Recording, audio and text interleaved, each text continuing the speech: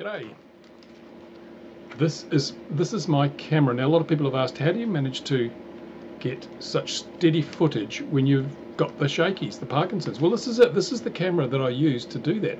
It's a Sony. It was actually given to me by Sony New Zealand.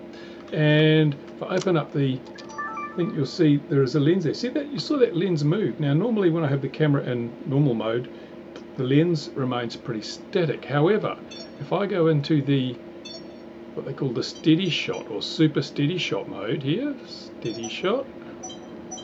Now this camera, the lens is gimbaled. See that I can be all the shakiness in the world and the lens is going to be compensating for my jitter. It's just like having a gimbal, having the camera on a gimbal.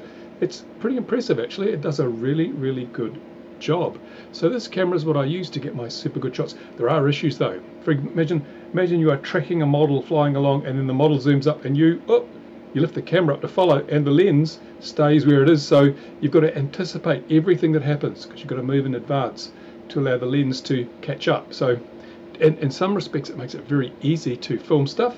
In other respects it makes it very hard.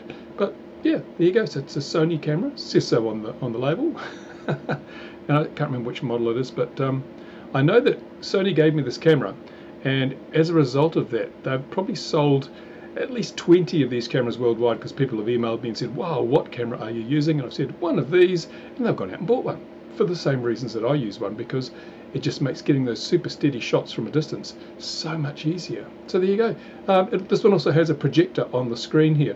So this projector will project onto a flat surface, which is kind of, I thought I'd never use that feature, but actually I do use it quite a bit when I'm at the airfield because I can preview my videos on the studio wall, which is much better than looking through a tiny LCD screen such as the one we see here.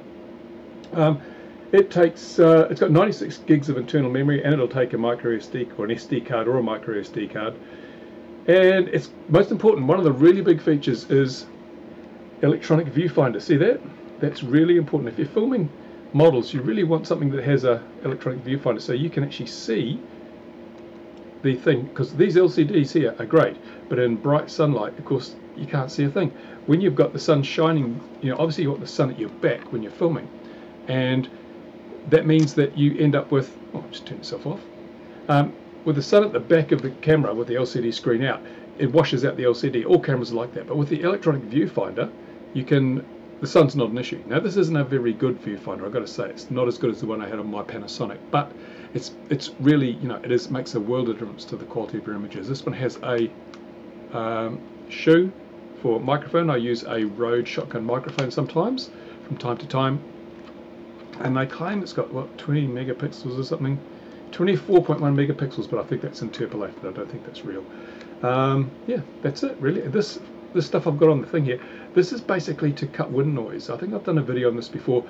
Open cell foam plastic, if you put it over the microphone, really knocks wind noise down. If you really hear wind noise on my video footage, even when it's taken in strong windy conditions, because that is just so effective. This one's worn out actually from being in and out of my bag. I should replace it. It's getting all worn out. I've just velcroed it on, so it's easy to take on and off.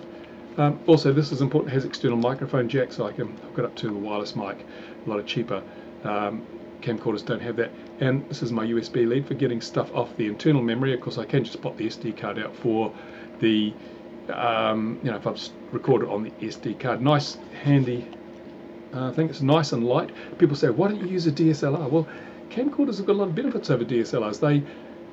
They have the wonderful zoom, optical image stabilization, lots of other electronic features that you can record for as long as the battery will last. There's no limit, because a lot of the DSLRs at high resolution, so you've got a limited amount of recording before they overheat. Not so much these days, but it was the case in the early days. And as I say, it's got everything that you want in one convenient, small, nice to hold package. Your arm doesn't get tired holding this nearly so much as with the DSLR. So there you go, that's it. That's the camera that I use to do my footage. Now on my RC Model Reviews channel, I'm going to be doing a series of tutorials which I'm going to show people how to get the best results from their cameras filming RC models. So you probably want to subscribe to RC Model Reviews. That'll be coming up probably early in the southern spring, which will be the autumn in the northern hemisphere, once the weather improves and we can get some good shots. There you go, that's it. Questions, comments, usual place. Don't forget to subscribe to RC Model Reviews. and thank you for watching.